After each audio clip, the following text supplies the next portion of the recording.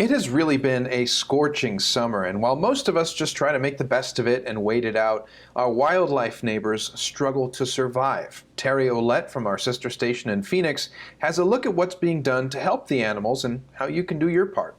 We live in the Arizona desert.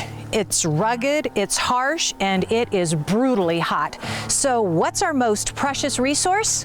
You guessed it. Water. Now, as humans, it's pretty easy for us to find it, right? But what about the animals?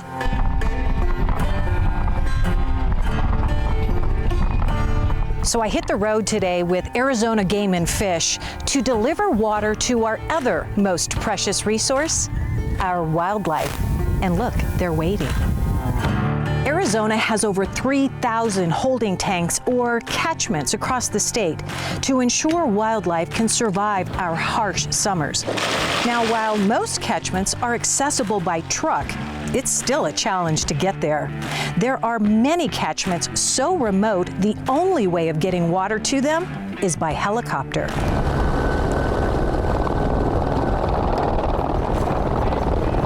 Either way, it's dangerous, time-consuming, and costly. So what if Arizona Game and Fish didn't have this water program? What would happen to all of the animals, the sheep, the deer, the eagles? Well, unfortunately, they and their babies would most likely die. Joe Curry has been with Arizona Game and Fish for over 23 years and is in charge of just 11 people for the entire state. Together, they make sure our wildlife has the water they need. He does it all with your help. No tax dollars are given to this guy. Joe, how often do you fill catchments? Well, actually, Terry, they're designed to be self-sustaining if it rains like it's supposed to.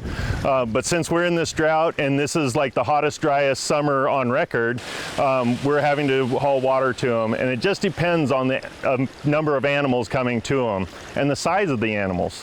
Elk drink a whole lot more water, so we're hauling to theirs a whole lot more often than this one that's designed for mule deer. So how do you know if a catchment needs water and if it's working properly? So we got several ways of monitoring the water levels.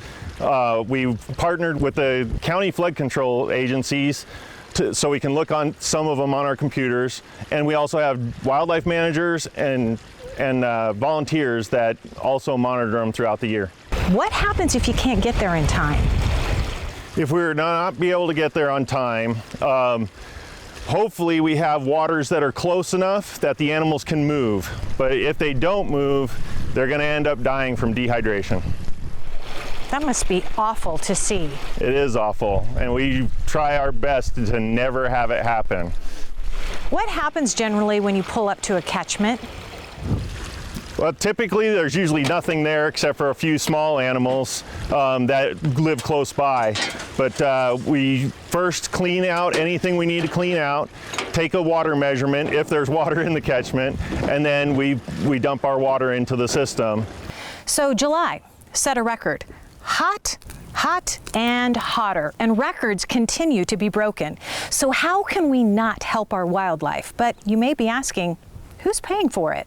The funding comes from a couple different funding sources, but as you mentioned, Arizona Game and Fish doesn't receive any Arizona tax dollars. We're funded primarily through the sale of hunting and fishing licenses. So we really rely on those public dollars to help us support this mission and cause. Because a lot of these locations can be self-sustainable when it's raining. They can collect their own water, they can support themselves. So when we're not getting that rain, when we're not getting that weather and it's extremely hot and dry, it falls on us to make sure we deliver that water, that life-saving water to these animals to make sure they have the hydration they need to survive the hot, dry summer.